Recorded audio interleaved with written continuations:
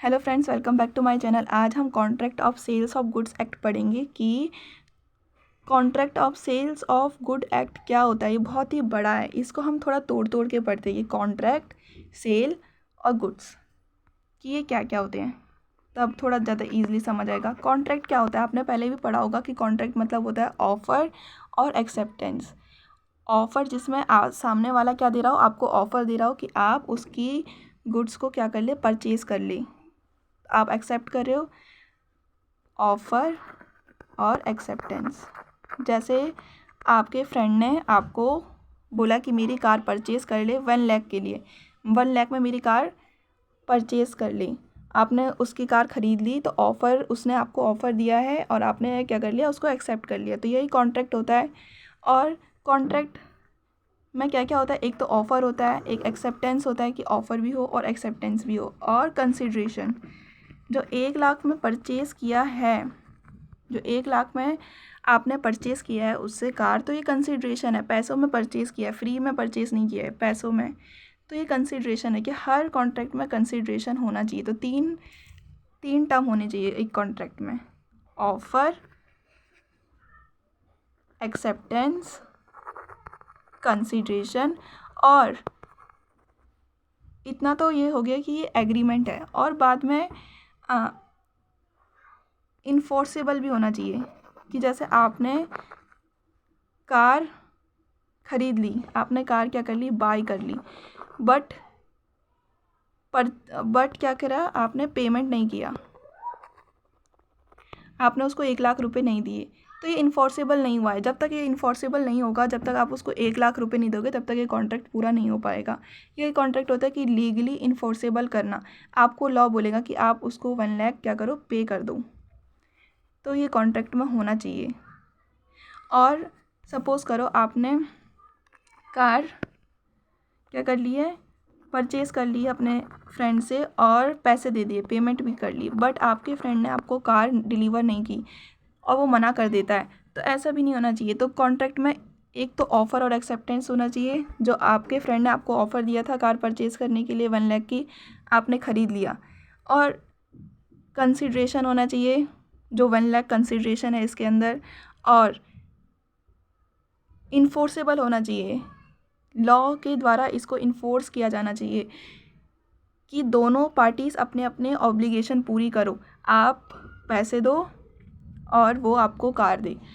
तो यही होना चाहिए एक वैलिड कॉन्ट्रैक्ट में। तो कॉन्ट्रैक्ट आपको समझ आ गया होगा कि कॉन्ट्रैक्ट क्या होता है। अब हम पढ़ते सेल्स। सेल्स मतलब क्या होता है, सेल्स मतलब होता है कि सामान को ट्रांसफ़र करना। सेल्स मतलब होता है ऑनरशिप को ट्रांसफ़र करना। आपके फ्रेंड ने आपको कार बेची, तो अब वो कार आपकी हो गई, अब आप उसके ऑनर हो, अब वो कार आपकी हो गई क्योंकि आपने पे कर रखा है प्राइस, अब आप उस कार के ऑनर हो। तो यही सेल्स होता है कि transfer of ownership from seller to buyer.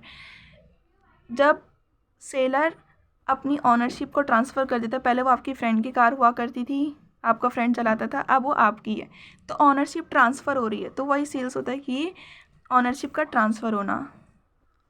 और किस चीज़ का ट्रांसफ़र हो रहा है, ऑनरशिप का, और गुड्स का एक्सचेंज हो रहा है। गुड्स मतलब क्या होता है, मूवेबल प्रॉपर्टी। मूवेबल प्रॉपर्टी अभी पढ़ेंगे हम आगे कि मूवेबल प्रॉपर्टी क्या होता है। बस गुड्स का ट्रांसफ़र होता है इसमें कि सामान का आप ट्रांसफ़र करते हो, सेल्स करते हो सामान का, तो उसकी ऑनरशिप भी चले जाती है, और कॉन्ट्रैक्ट होता है, ये इन्फोर्सेबल होता है। दोनों पार्टी, जो पार्टी इसमें इन्वॉल्व होती है, उन्हें अपनी ऑब्लिगेशन पूरी करनी होती है, सेलर्स को भी और बायर को भी। तो ये होता है contract of sales of good. पहले ये हमारा कॉन्ट्रैक्ट इंडियन कॉन्ट्रैक्ट एक्ट 1872 में आता था, फिर इसके 2 पार्ट्स में डिवाइड कर दिया, एक सेल्स ऑफ गुड्स एक्ट और इंडियन पार्टनरशिप एक्ट 1932। तो सेल्स ऑफ गुड्स एक्ट पढ़ रहे हैं हम कि सेल्स ऑफ गुड्स एक्ट क्या होता है। सेल्स ऑफ गुड्स एक्ट 1930 में आया और इम्प्लीमेंट कब हुआ, 1 जुलाई 1930 में। इस एक्ट में टोटल 66 सेक्शंस हैं। जैसे इंडियन कॉन्ट्रैक्ट एक्ट में भी हम बहुत सारे सेक्शंस पढ़ते, तो सेल्स ऑफ गुड्स एक्ट में भी 66 सेक्शंस हैं। और सेल्स ऑफ गुड्स एक्ट इसीलिए आया कि बायर और सेलर दोनों अपनी ऑब्लिगेशन पूरा कर पाए। कॉन्ट्रैक्ट जो उनके बीच में हुआ है उनकी ऑब्लिगेशन पूरा कर पाए। जो सेलर है वो डिलीवर कर ले गुड्स और जो बायर है वो पेमेंट कर ले प्राइस। तो दोनों का एक्सप्लॉयटेशन नहीं होगा, इसीलिए contract of sales of goods act आया। मतलब ऑफर और एक्सेप्टेंस। एक और देखो, contract act like relating to offer. पहले तो कॉन्ट्रैक्ट पता है आपको, ऑफर और एक्सेप्टेंस होना चाहिए, कंसिडरेशन होना चाहिए, कैपेसिटी होनी चाहिए पार्टीज़ की कि वो कॉन्ट्रैक्ट में आ सकते हैं, माइनर नहीं होना चाहिए और पर्सन ऑफ अनसाउंड माइंड नहीं होना चाहिए, डिस्क्वालीफाइड फ्रॉम लॉ नहीं होना चाहिए। तो वो एक वैलिड कॉन्ट्रैक्ट बनेगा। फ्री कंसेंट होना चाहिए पार्टीज़ की। तो एक कॉन्ट्रैक्ट में ये सब चीज़ें होनी चाहिए और ये सब चीज़ें कॉन्ट्रैक्ट की क्या है, इंपॉर्टेंट है कि ये सब चीज़ें कॉन्ट्रैक्ट में होनी चाहिए। और सेल्स ऑफ गुड्स एक्ट इसीलिए आया कि दोनों पार्टीज अपनी ऑब्लिगेशन पूरी कर पाए, इसीलिए हम contract of sales of goods act पढ़ते हैं कि दोनों का ही एक्सप्लॉयटेशन ना हो। जैसे सेलर्स अनपेड ना रह जाए, बायर को गुड डिलीवर ना हो, तो ये सब इसीलिए हम पढ़ते हैं। सेल्स ऑफ गुड्स एक्ट क्या होता है, एक ऐसा कॉन्ट्रैक्ट जिसमें सेलर क्या करता है, अपनी ऑनरशिप ट्रांसफ़र कर देती है। जैसे आपकी कार, अब पहले आपकी फ्रेंड की कार थी, अब वो आपकी हो गई, तो इसमें ऑनरशिप ट्रांसफ़र हो गया प्रॉपर्टी का बायर को। और किस में, प्राइस के लिए करता है, फ्री में नहीं करता, प्राइस के लिए होता है ये। तो इसीलिए ये वैलिड कॉन्ट्रैक्ट होगा जब सेलर अपनी ऑनरशिप बायर को ट्रांसफ़र करेगा फॉर अ प्राइस। आपको अच्छे से आ रहा होगा समझ कि क्या होता है। दो पार्टीज होती है, टू डिस्टिंक्ट पार्टी, एक बायर होता है एक सेलर होता है। बायर जो सामान परचेज कर रहा है और सेलर जो अपना सामान दे रहा है। एक कोई भी पर्सन अपने आप को गुड्स नहीं बेच सकता है, ये तो नॉर्मल सी बात है। तभी तो ये कॉन्ट्रैक्ट होगा जब दो पार्टीज होंगे। But if one owner is sale his share to other part owner, it is regarded as sale. तो ये इतना इंपॉर्टेंट नहीं है, बस आप ये याद रख सकते हैं कि दो पार्टीज होनी चाहिए, एक बायर और एक सेलर। प्रॉपर्टी का ट्रांसफ़र होना चाहिए, बस दो पार्टीज होनी चाहिए सेल्स ऑफ गुड एक्ट में, और प्रॉपर्टी ट्रांसफ़र होनी चाहिए, प्रॉपर्टी की ऑनरशिप ट्रांसफ़र होनी चाहिए। एक पोजीशन होती है और एक होती है ऑनरशिप। पोजीशन मतलब होता है कि गुड्स को सिर्फ यूज़ करने के लिए दिया है, और ऑनरशिप मतलब कि आपकी है वो गुड, आप उसको चाहे तोड़ो फोड़ो जो भी करो वो आपकी गुड है। तो ऑनरशिप ट्रांसफ़र होना चाहिए, ना कि पोजीशन। वो होता है contract of sales of goods. अब गुड्स पढ़ते हैं। गुड्स क्या होता है, गुड्स मूवेबल प्रॉपर्टी होती है। मूवेबल प्रॉपर्टी मतलब जो एक जगह से दूसरी जगह उठा के ले जा सकते, जैसे कि पेन, पेंसिल, टीवी, और भी बहुत सारे एग्जाम्पल है जो एक जगह से दूसरी जगह उठा के ले जा सकते हैं। और लैंड ये नहीं होता मूवेबल, बिल्डिंग नहीं होती मूवेबल, तो ये गुड्स के अंदर नहीं होता। गुड्स नहीं, इसको हम लोग गुड्स नहीं बोलेंगे। गुड्स होता है जो मूवेबल प्रॉपर्टी होता है।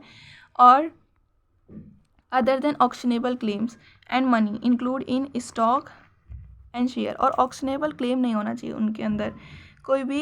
एक्शनेबल क्लेम मतलब कि जैसे कि प्लेज पे नहीं, जैसे किसी ने प्लेज पे गुड्स दे रखी है, तो जो प्लेजी है वो गुड्स को सेल नहीं कर सकता है। जैसे गिरवी पे दे रखी है किसी ने अपने सामान, तो जिसको गिरवी पे दे रखी है वो गुड्स को, सामान को, मतलब उस गुड्स को सेल नहीं कर सकता है। तो उस पर कोई क्लेम नहीं होना चाहिए एक्स्ट्रा, वो फ्री होना चाहिए बिना किसी चार्जेस से। और मूवेबल प्रॉपर्टी होना चाहिए, एक्शनेबल क्लेम नहीं होना चाहिए, और मनी भी नहीं होना चाहिए। मनी कभी कोई 5 रुपये को थोड़ी ना सेल करता है, मनी नहीं होना चाहिए, वो मनी को कोई भी सेल नहीं करता है। और स्टॉक एंड शेयर, पर स्टॉक शेयर हो सकते हैं, ग्रोइंग क्रॉप हो सकते हैं। ऐसा एक लैंड जिस पर क्रॉप्स उग रखी हैं तो उसको हम अलग करके बेच सकते हैं लैंड से, तो ये हो सकता है। और ग्रास हो सकती है जो लैंड से अलग हो सकती है।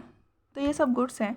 गुड्स क्या क्या हो सकते हैं, goodwill, trademark, copyright, glass, electricity, gas, electricity जो ट्रांसफ़र हो जाती है वो गुड्स है। और लैंड, बिल्डिंग ये सब गुड्स नहीं है।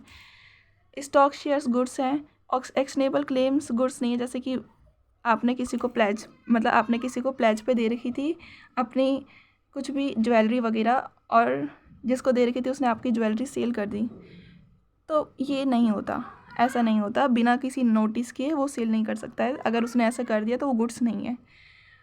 और ओल्ड रेयर कॉइन हो सकते हैं, जैसे ओल्ड और जो पुराने ज़माने के कॉइन्स है आप उसको सेल कर सकते हो, बट जो अभी चल रहे हैं करंट में जो करेंसी, उसको आप सेल नहीं कर सकते, मनी को नहीं कर सकते सेल। ग्रोइंग क्रॉप को कर सकते सेल, बट बिल्डिंग को नहीं सेल कर सकते। बिल्डिंग थोड़ी ना लैंड से अलग करेंगे, तो वो सेल नहीं होती है, वो गुड्स नहीं है। मतलब सेल तो होती है पर गुड्स नहीं है वो। और आपको समझ आएगा कौन से गुड्स होते हैं और कौन से गुड्स नहीं होते हैं। प्राइस, प्राइस क्या होता है? Price must be a money consideration. जैसे आपने और आपके फ्रेंड में कॉन्ट्रैक्ट हुआ था कि हम लोग क्या करेंगे, सेल्स करेंगे, मैं अपनी कार सेल करूँगा और आप मेरी कार परचेज़ कर लेना 1 लाख का। तो ये बीच में प्राइस है एक, कि ये प्राइस है, फ्री में नहीं कर रहे, 1 लाख रुपए में आप उसकी कार परचेज़ कर रहे हो। तो ये प्राइस होता है कि कंसिडरेशन, किसी भी कॉन्ट्रैक्ट में कंसिडरेशन होना बहुत ही ज़्यादा इम्पॉर्टेंट है। Must be money consideration called price. जो ये मनी कंसिडरेशन होता है इसको हम लोग प्राइस बोलते हैं। और कंसिडरेशन आपने पहले भी पढ़ा होगा कि कंसिडरेशन बहुत ही ज़्यादा ज़रूरी है, पर ये ज़रूरी नहीं कि मनी में होना चाहिए। मतलब काइंड में तो हो सकता है, पर पार्ट मनी पार्ट काइंड, जैसे पूरा एक होता है। देखो मैं आपको अच्छे से समझाती हूँ कि मनी में होना चाहिए। पहली बात कि मनी में होना चाहिए। अगर मनी में नहीं हुआ तो आधे मनी में और आधी काइंड में। काइंड मतलब जैसे आप कुछ गुड्स दे रहे हो, जैसे आप कार ख़रीदने के लिए अपना आधा प्रॉपर्टी दे रहे हो और आधा मनी दे रहे हो, कुछ भी अपना आधा एसेट दे रहे हो, आधी अपनी ज्वेलरी दे रहे हो और आधा मनी दे रहे हो, तो ऐसा हो सकता है। पर पूरा ज्वेलरी नहीं दे रहे, ऐसा पूरा ज्वेलरी दे रहे हो तो ऐसा नहीं, आधा आधा चीज़ करके दे सकते हो। पूरा काइंड नहीं होना चाहिए। मनी पूरा होना चाहिए पर काइंड पूरा नहीं होना चाहिए। क्योंकि अगर आप गुड्स के बदले में दे दोगे, आप कार को ज्वेलरी के मतलब कार खरीद रहे हो और ज्वेलरी दे रहे हो, तो ये बार्टर सिस्टम हो गया ना। तो ऐसा नहीं होना चाहिए, पूरा काइंड नहीं होना चाहिए। हाफ मनी हाफ काइंड हो सकता है, पर पूरा काइंड नहीं होना चाहिए कि पूरा काइंड में दे रहे हो, कुछ भी एसेट में दे रहे हो। If goods are sold for other good, अगर जैसे गुड्स एक गुड्स दूसरे गुड्स के बजाय एक्सचेंज होता है, तो ये बार्टर सिस्टम होता है। और बार्टर सिस्टम जो है वो सेल्स ऑफ गुड्स एक्ट के अंदर नहीं आता।